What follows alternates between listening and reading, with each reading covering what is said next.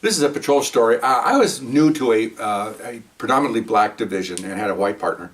And we were salt and pepper teams. We had a white partner with a Latino, or we had a black officer with a white officer, because they wanted to be able to be diverse in the community we serve.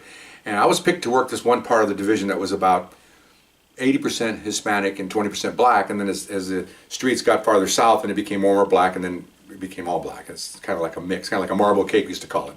Okay, and so I was there to obviously speak Spanish, because the calls we would get. So I'm working with a Caucasian partner. He doesn't speak Spanish. So we get a call, domestic violence, and that's one of the most dangerous calls you can get. I think two are neck and neck. Your routine traffic stop. No such thing as a routine traffic stop. A traffic stop and domestic violence both have potential for a lot of danger, and a lot of bad things can happen. On RealCopStoriesVideos.com, I have some Spanish-speaking calls in there. I have some domestic ones in there, and all that good stuff. So anyway, so we go to the call. We're in uniform. We get out and walk up. I'm the senior officer, and it's a garage. There's a house in front. We walked down the driveway.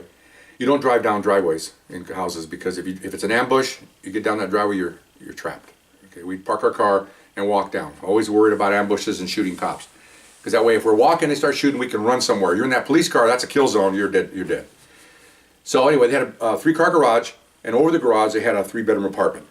Stairs on both sides. So that's where the call came. So we go up there, and in the front, the door's open, but in the front, holding her face with a pack of ice, is a little Mexican lady, about, 4'11", probably in her 20s, and she's got a big black eye. Okay, this side, she's holding her thing. I look at her, and now I'm speaking. I'll tell you, I spoke in Spanish to her, and I said, "What happened?" "Well, my husband's drunk, and he hit me." And okay, fine. She's really telling us what he did. Okay, and the kids are. We let the kids go downstairs. I just called you, and I want him. Okay, where is he? He's in the closet. A hall closet. He's in the closet? Yeah. Is there any guns in there? No, there's no guns. Okay, well, even though they say there's no guns, okay.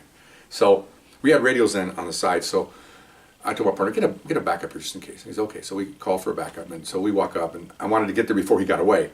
So we're looking around the house, and we're watching the closet, and she's outside in the front, she's holding her face.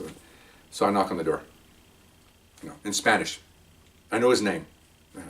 I'll make up a name, Adolfo, whatever. I don't care what it was. "It's the police. Open the door." "No." Little voice. "No." Let's just say a little voice in Spanish. "No."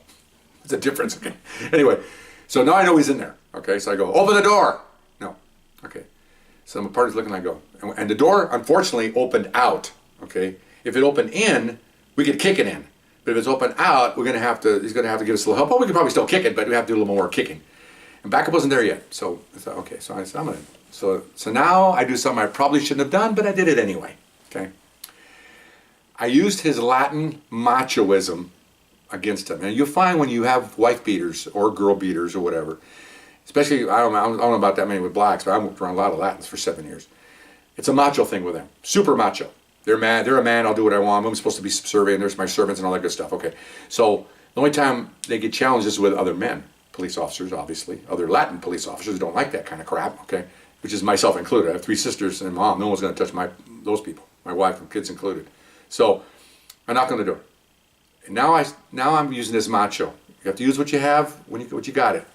I mean, if in my way, if it was my mom or something, I'd kick that door down and beat him up. I can't do that. I'm a police officer. Okay. So now I'm telling him through the door that he is not a man, in Spanish, real loud, that he's a woman. Okay. He has no testicles. He has a vagina. He's a cat with the P word and a Y at the end. Okay. He's gay.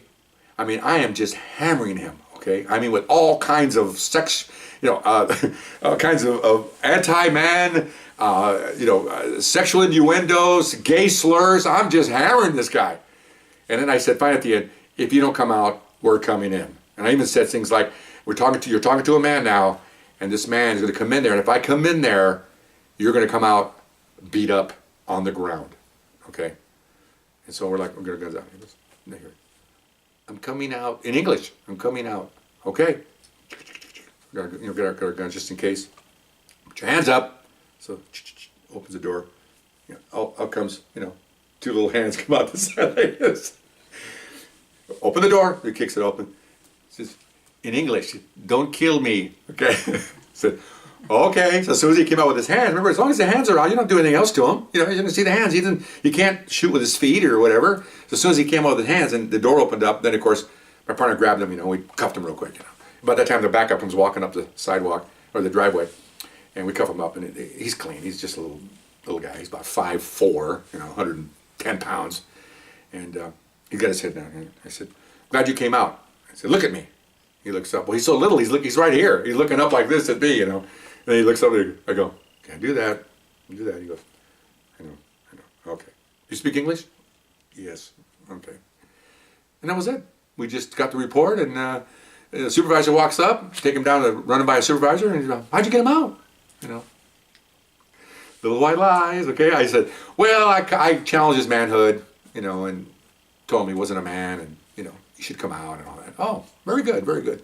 He says, why they hired you down here? Because you didn't have a lot of Spanish speakers. I go, yeah, I just learned that from the other area I came from, so I know it works pretty good. Oh, good job. I'll get my car and take off. Nowadays, they'd probably have it on tape that I was calling all these slurs, and I'd have gays after me, transgenders after me, women, I had all these people after me, except the wife that got beat up, of course, and fellow victims of wife abuse. They'd say, great, whatever it takes to get them out of there. So you can't win. You can't win at all. But interesting. So you use all those, and my partner goes, wow, we get in the car, we're driving back, and he goes, it's pretty good. I said, I don't do that very often. He goes, got him out, didn't you? So could I kick that door in and get him? I said, I know. So you do what you have to do. So it was pretty good. Anyway, hope you enjoyed that. We'll see you later. Bye-bye.